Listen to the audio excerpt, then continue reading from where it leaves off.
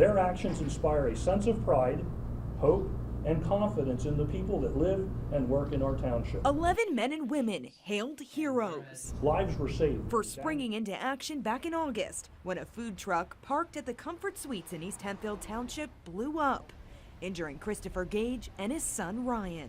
Looking down, seeing Mr. Gage there, Chris on the ground, and I just took the shirt off I had and just threw that on top of him, just trying to extinguish the fire. Stephen Brewer. Shift lead Stephen Brewer was returning from his lunch break when he heard a loud boom and went to help. It was probably one of the most traumatic experiences to watch trauma unfold, and yet one of the most heroic moments to watch heroes rise out of the ashes. 16-year-old Alex Marker brought buckets of water. It was very traumatizing for me, and I can only imagine what it was like for those families. Each person honored with this resolution. Again, thank you so very much. In Lancaster County, Brittany Garzillo, WGAL News 8.